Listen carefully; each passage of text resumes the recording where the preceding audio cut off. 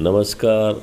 आज मैं आपको बताऊंगा भगवान शिव और पार्वती विवाह के बारे में। पुराणों में भगवान शिव और माता पार्वती के विवाह के बारे में बहुत उल्लेख किया गया है। ऐसा भी कहा जाता है कि शिव और पार्वती का विवाह महाशिवरात्रि के दिन संपन्न हुआ। महाशिवरात्रि आने ही वाली है और सभी भक्तों ने इसकी धूमधाम से तैयारी शुरू कर दी है। वैसे महाशिवरात्रि के बारे में कई मान्यताएं हैं। आज आपको बताते हैं भगवान शिव और माता पार्वती के विवाह की गाथा। जी हाँ, पुराणों में ऐसा दावा किया गया है कि महाशिवरात्रि के दिन ही भगवान शिव और माता पार्वती का विवाह हुआ था। तो चलिए इसके बारे में जानते हैं। माता पार्वती भगवान शिव से विवाह करने की इच्छुक थी। सभी देवगण भी इसी मत में थे कि पर्वतराज कन्या पार्वती का विवाह शिव से होना चाहिए। देवताओं ने कंदर्प को पार्वती की मद करने के लिए भेजा, लेकिन शिव ने उन्हें अपनी तीसरी आंख से भस्म कर दिया। अब पार्वती ने तो ठान लिया था कि वो विवाह करेंगी तो भोले बाबा से ही करेंगी। शिव को अपना वर बनाने के लिए माता पार्वती ने बहुत कठोर तपस्या शुरू कर दी। उनकी तपस्या के चलते सभी जगह हाहाकार मच गया। बड़े बड़े पर्वतों की नींव हिलने लगी।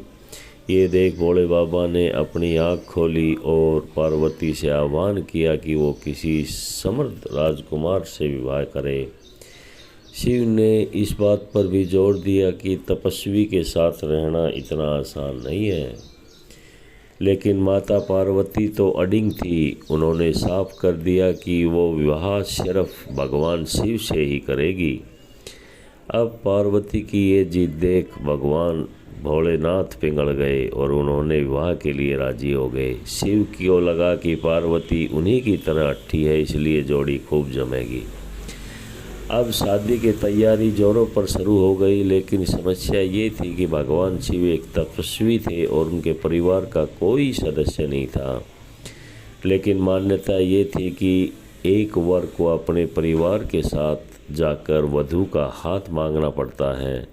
अब ऐसी परिस्थिति में भगवान शिव ने अपने साथ डाकणियाँ, भूत प्रेत, चुड़ैल को साथ ले लिया।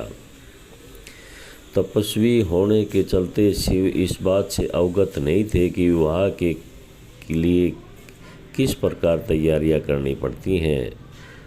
उनके डाकणी और चुड़ैलों ने उसको भस्म से सजा दिया और हड्डियों की माला पहना दी। जब ये अनोखी बारात पार्वती के द्वार पर पहुंची, सभी देवता हैरान रह गए। वहां खड़ी महिला भी डर गई, इधर उधर भागने लगी। भगवान शिव को इस विचित्र रूप में पार्वती की मां ने स्वीकार नहीं किया।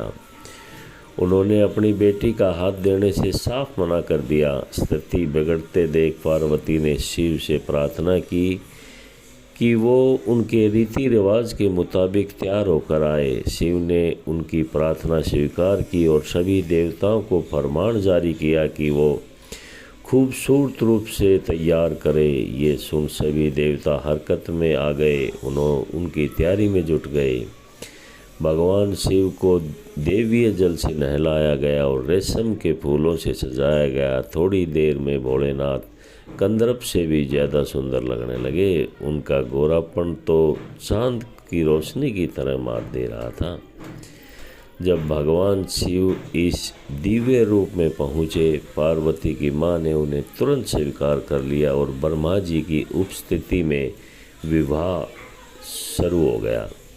माता पार्वती और भोले बाबा ने एक दूसरे को वरमाला पहनाई और ये विवाह संपन्न हो गया।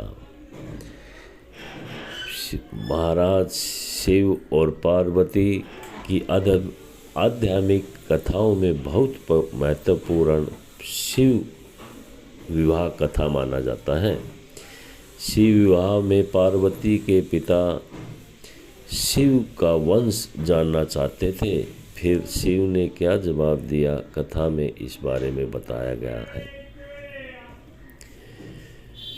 जब शिव और पार्वती का विवाह होने वाला था तो एक बड़ी सुंदर घटना घटी। उनकी बहुत ही भव्य पैमाने पर शादी हो रही थी।